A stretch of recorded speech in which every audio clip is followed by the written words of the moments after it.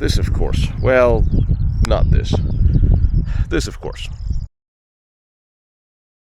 You may all remember the machine gun tower placed in the center of circles of trenches in Poland some 30 kilometers forward of the Ostwall.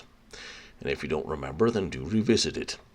Because it left me with questions as to why exactly it was there and what else here might be. So I had to go back and have a little look in the rain and the wind. I know there's wind in the mic, just live with it, can't change it now. But let me show you what I found, and I used some GPR as well, some LiDAR, and I'm not quite sure what I figured out, but this is what I know, and it got really interesting down the line. The Stellung, the lake line here, which was German fortifications constructed from 37 to 39, and again enhanced from 44, initially to deter Polish attacks, but it became more important, obviously, in 44. I can't pronounce it correctly, but the fortifications here was eventually breached by the Red Army from January 25 to 29, 1945, after a 3-day vicious battle with determined defenders here, and that fulfilled the purpose of this line, which was slowing down the Russian advance, giving the Germans enough time to prepare the defenses of the Ostwall practical, the fortified area behind us on the Oder River, or at least as much as they could. The position here was established on the north-south axis within 10 kilometers of the then Polish-German border. That comes back into play. The fortifications was approximately 95 kilometers long, formed a line connecting Notek and Oder rivers, thus connecting the Pomosonwall fortifications with the Middle Oder line, which is this. Their structures consisted of networks of earth and wooden earth structures, some trenches, approach ditches, heavy machine gun positions, anti-tank guns and mortar positions, and a few bunkers here and there, as well as anti-tank ditches. We are in the central section of this line. This section was the most extensive, believe it or not, consisting of several lines of trenches, anti-tank ditches, gun emplacements, in areas that was not protected by the terrain itself. Earth fortifications were supplemented by shelters as well. Now, the least known and poorly researched section of this line was south of Tirschel, a small town 7 kilometers from here and leading to the Oder River near Klimchak. So, very little known about it, that's where I have to go after I'm done here, I feel. Alright, so I'm out here in the middle of the forward east wall line where we have a series of parallel trenches running here behind me, and there was something that looked on the LiDAR like some rounded something spherical. I wanted to see if it's in there. There's nothing there. Everything here is trenches, things that looks like foxholes.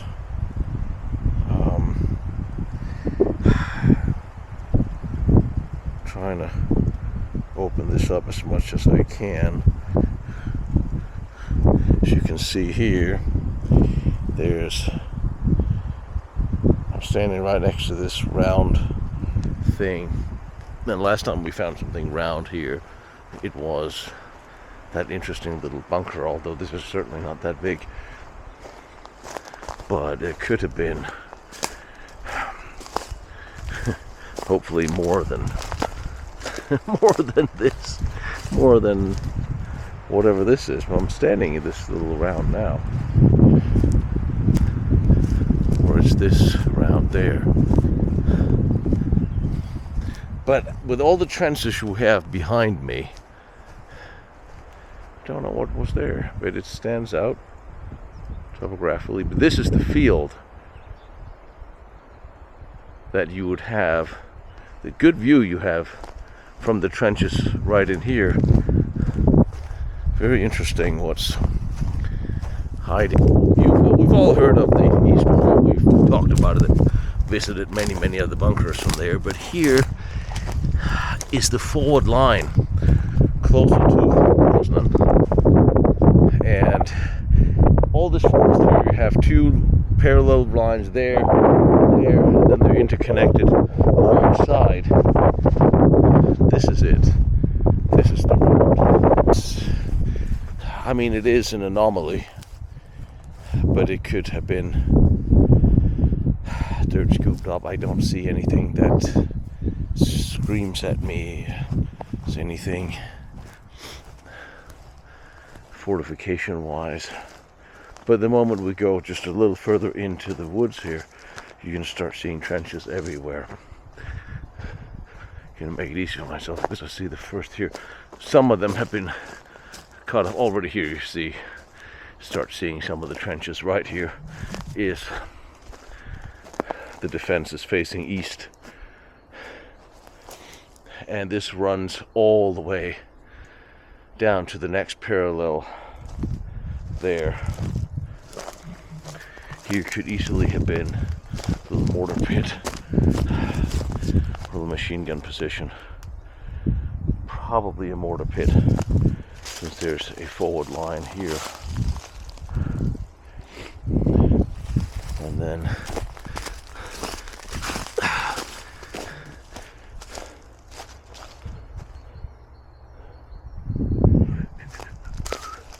we're gonna follow this trench here. But they were fighting right here.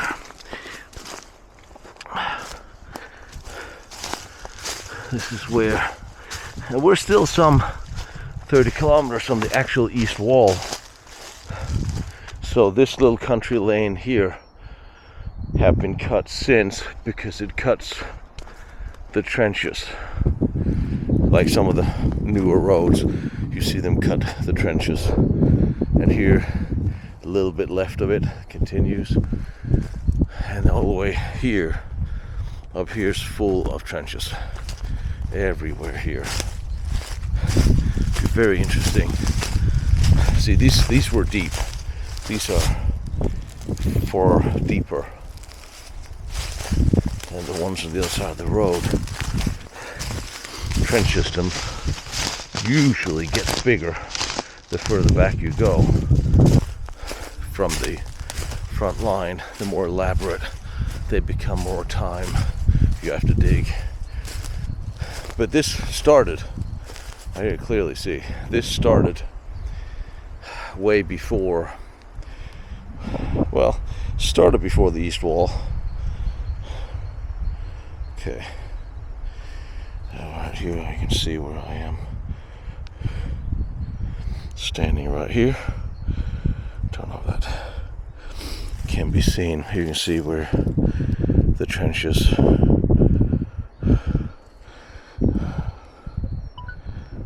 So this trench follows up.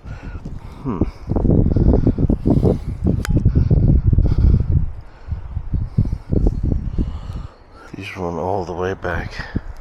Wow, this is hard to film. I'm going to film that. I'm just going to show you the picture of this. So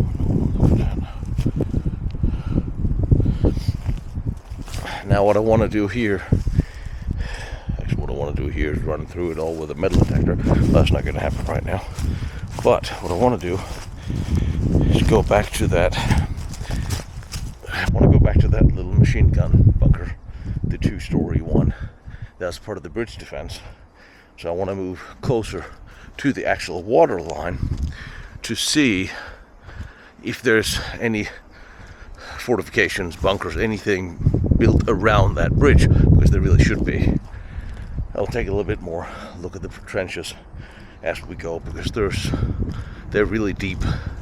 It's really interesting to see these, but there might be a little bit more. And yes, before you ask, I will go through these with a metal detector one day.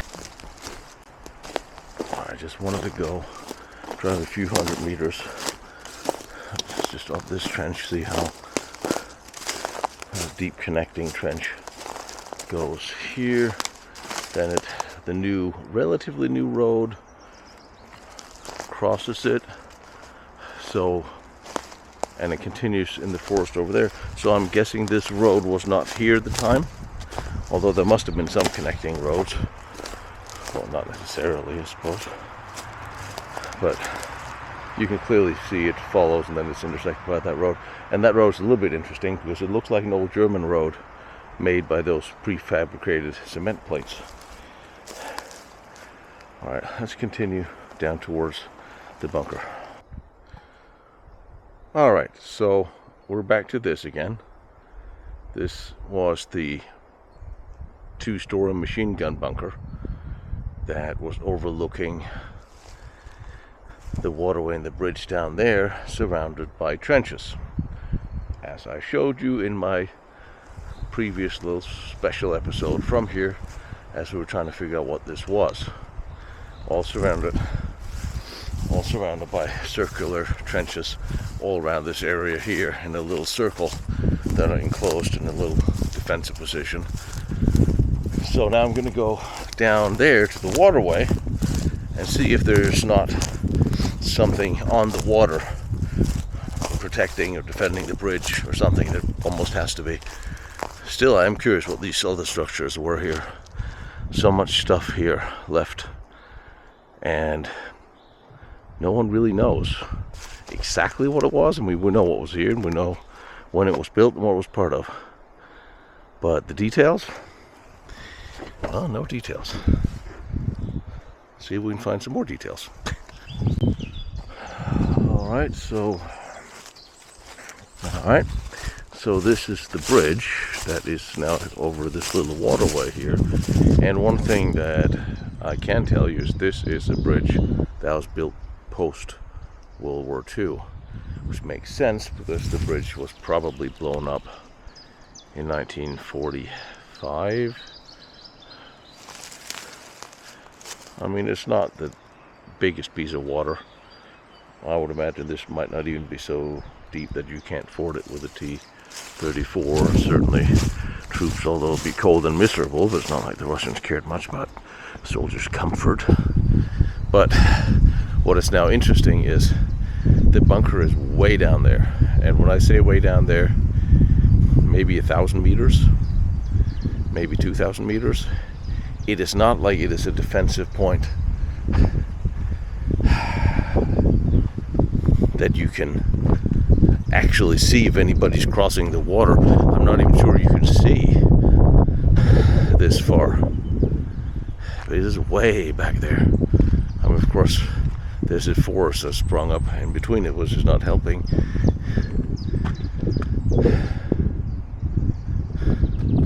So this road was here, and there was a bridge here. Honestly, if you're gonna put a bridge defense, a bunker, to defend the crossing of the bridge here, it will be close enough to actually be able to see it or see the banks, but there's nothing here. There's nothing here on the side. No trenches, anything. Actually, very strange. So that thing I said about no trenches was complete BS, because there are trenches running all over this part of the forest. And I mean all over this forest. And here's another one, and this trench actually runs the bridges down there, and here are the trenches running all over on this side. So now we're looking at a bridge defense machine gun bunker that is actually facing friendly trenches. I'm very confused about this. Now, there's another little mound, look like a circle up here this way, and here's more trenches right here. You can tell here it's another trench. I mean, it was another, it's the same trenches, just keep running all throughout. I'm going to walk for a good couple hundred meters. I don't think it's much more than that. There's something over there, looks like a little position. Now let's see. I should probably just walk with the trench.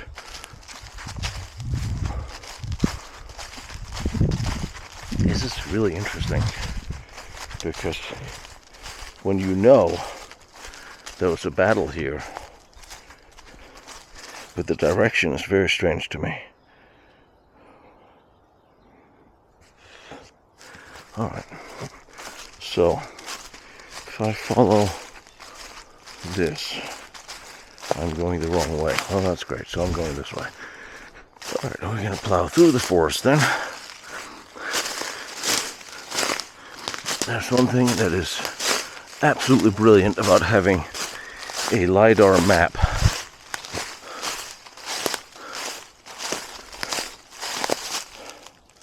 Shell crater, vehicle shelter, position.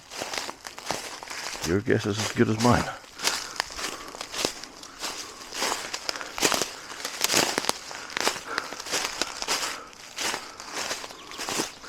Alright.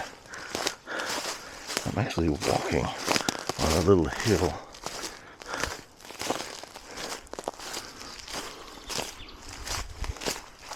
On a little ridge. I don't understand this battlefield. Little trench there. I mean, are we thinking this is the Russian trenches that moved closer and that trenched their way in?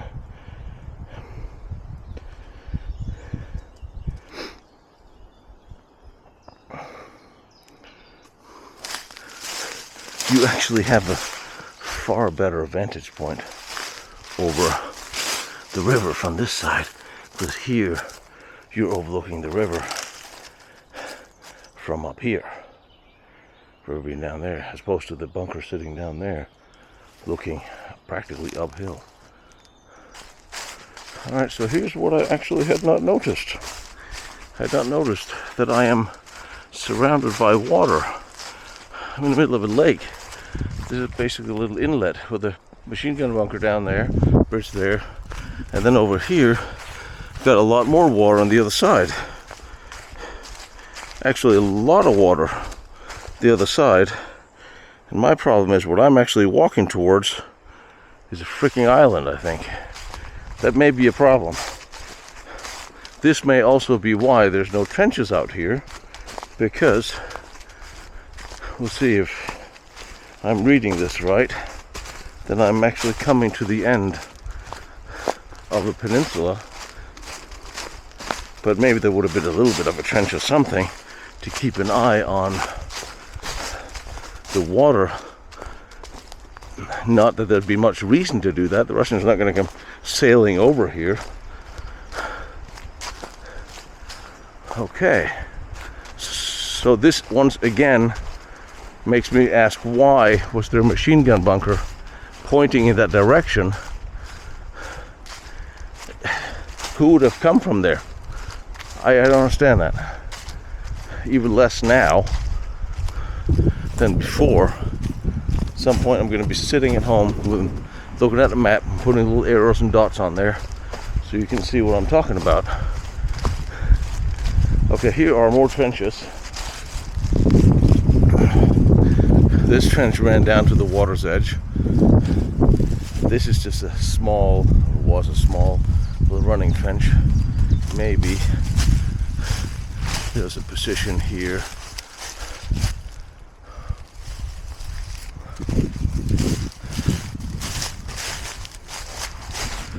But no idea what that means, but pretty sure that the one I'm actually walking towards is an island, which explains why it protrudes.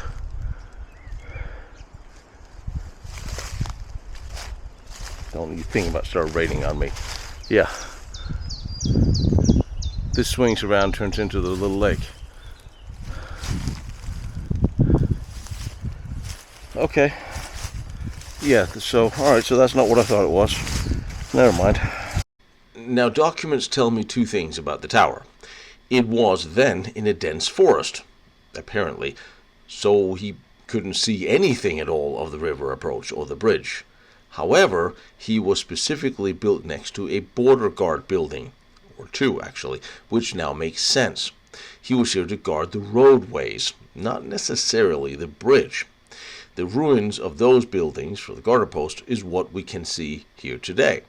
And the trenches came later during the war. Probably. But there's more. Just a few kilometers from here was something else. Really interesting. So heading to that small town I can't pronounce, Trichel, and this is what I found here. Alright, so not quite on the trenches, a little bit further south by about 5 minutes drive, a couple of kilometers.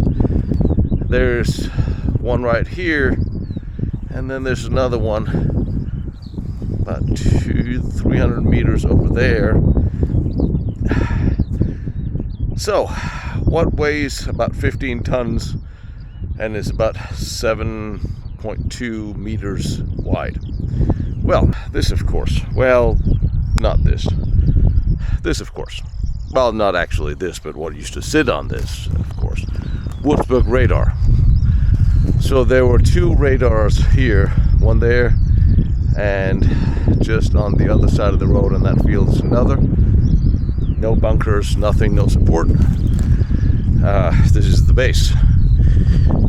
Interesting that it's sitting here. Nothing else is really here. I guess you get into it and up. Technical access. Get into it up. You can service the radar.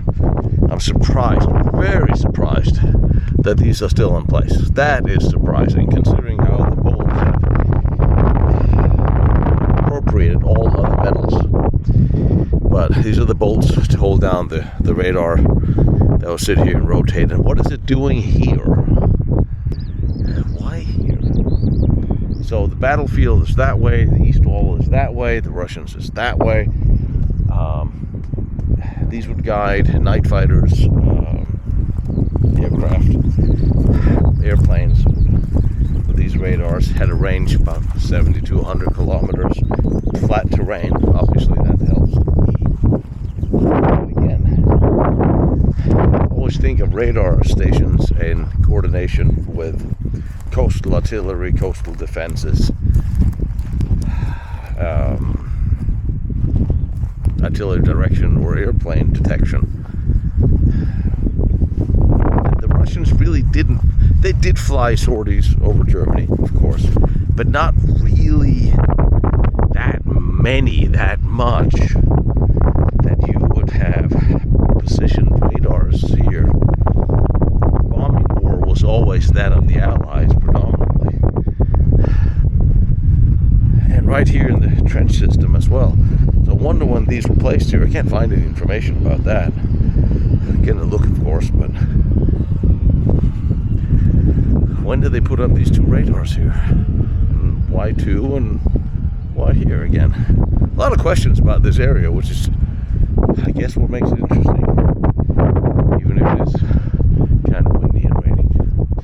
Now, the two Würzburg-Riese antennas were not all that was here. Here was also a Wassermann and a Freie array within this square kilometer or so.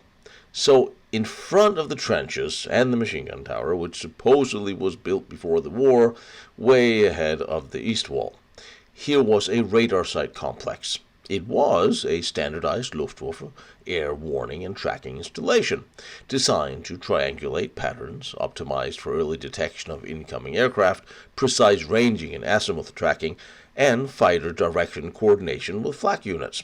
Well, that's pretty straightforward. What's it doing here, you now ask? I don't know. I have no idea why it's right here, generally in the middle of nowhere. But it does work well with the flat terrain, obviously, as radars do, without obstacles in front of them. Now, these components would work together in sort of the following way. The Freie way would be a long-range radar, which could detect aircraft with 120 to 160 kilometers. The Würzburg-Riese was precision tracking radar, which could pinpoint the altitude and position tracking from about 70 kilometers. Now, the 402 Wassermann was a long-range tall mast that extended the range to 200 to 300 kilometers of vertical scanning. So that would be the earliest detection. The others would pinpoint what was incoming. There was also an ops bunker somewhere for command and control, communication, map plotting, and so on. It didn't have to be here, but they could feed the information, probably centrally, and then further back to wherever the aircraft would be dispatched from. Very interesting actually, seeing all these little arrays set up this place together. I wish I could actually see them here together. Now, there's also some indication that the Wassermann could offer, besides the extended vertical horizontal scanning, could also monitor secondary waves and tracking, jamming, and dummy formation detection. And the data would be sent to the Seaborg plotting table, where operators will calculate the flight paths and so on, and then direct night fighter interception. Also, here must have been a flak battalion detachment set around these to protect them, obviously. And these particular ones sitting up here in Trichel, by the little town I can't pronounce, would be close together, and they would be able to monitor air routes forward of Silesia into Berlin and Pomerania from the east. And the relatively flat terrain made the radar placement optimal. Line of sight from tall radar masts like the Wassermann was 60 meters high was excellent for this. Probably there was some night fighter regiments involved, Luftgau-Kommandos, and the Flugmillerabteilung units of radar tracking would also be here. I haven't found any other bunkers. They could have been set up in regular wooden huts or buildings here. This was not an active part of the war until the Russians came a-knocking.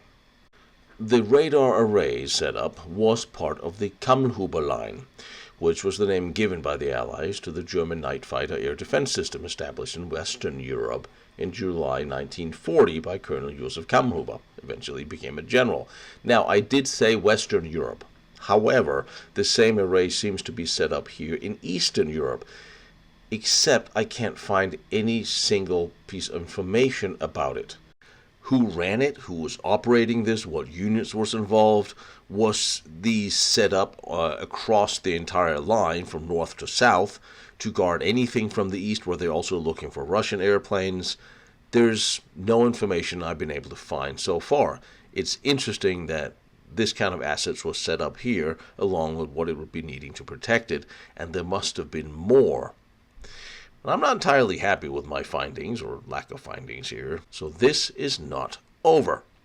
Now, we do have learned a little bit about something, about the line of bunkers up in the woods before, but I would like to look further south, which is the part no one seems to know about.